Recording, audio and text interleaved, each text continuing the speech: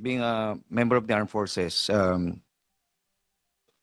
we are voicing out the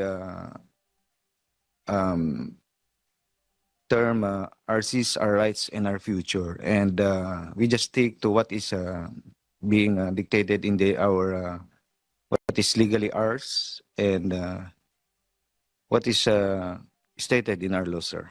This was stated by Philippine Navy Captain Jess Pilara as the representative of the 35 newly promoted officers of the Armed Forces of the Philippines when they faced the Commission on Appointments on Wednesday. But here, Senator Rodante Marcoleta again discussed the proper scope of the West Philippine Sea. He said that some of the occupied features in the Kalayaan Island Group are outside the 200 nautical mile exclusive economic zone or EEZ of the Philippines, such as Pag-asa Island, the only one with a civilian population in the West Philippine Sea. Ito po yung Pag-asa, yung Parola, yung Kota at yung Lankiam. Captain, alam po ninyo yan. Incidentally, Mr. Chairman, itong apat na features na occupied ng ating bansa, they are way beyond our EEZ. Ano ba talaga ipagpapatayan natin dito? We will offer our lives, including the lives of our children, and to die for it, for something that is not even within our EEZ. That is why Marcoleta suggested, ang gawin natin po para madali, i-give up natin yung KIG. Then, mako-coordinate na natin lahat. Mr. Chair, kaya po yun ang dahilan, hindi po tayo makagawa ng mapa para sana ma-submit na natin. And in our lifetime, we will able to see doon sa entire stretch ng South China Sea, lalabas doon ang West Philippine Sea. Senate President Pro Tempore Ping Lacson also gave a response based on history. Yung Spratlys Island, di ba si Tomas Cloma yung naka-discover nito? Tapos inoccupy niya. And this was formalized by the former president, the late President Marcos Sr., by way of a presidential decree. Tinurn over na ni Tomas Cloma yung ownership sa Philippine government. No? Although, ang nag-govern pa rin yung international law, di ba? Maritime law expert Attorney J. Batong Bakal also gave further explanation, saying that Marcoleta's statement is unacceptable.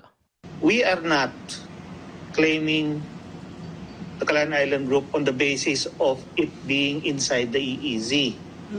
Okay. These are territorial claims, that they are claims to land territory that are governed by customary international law. Yes.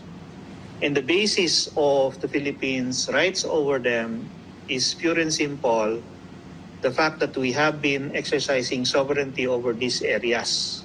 The senator is again also manifesting his lack of knowledge and understanding of the important legal nuances in these claims. Professor Batong Bakal added, the Philippines' rights should be strengthened instead of making statements such as surrendering a portion of the West Philippine Sea. After all, the disputes are still ongoing. Yes.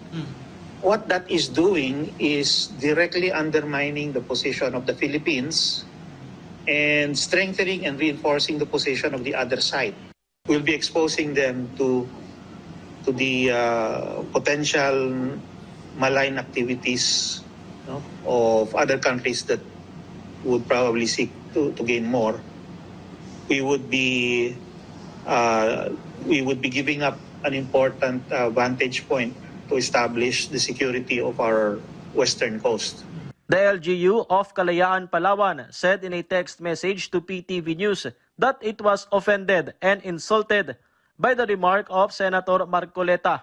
However, the Vice Mayor said there are no plans to declare Marcoleta persona non grata, noting that he is an elected official. Patrick De Jesus from the National TV Network for a new and better Philippines.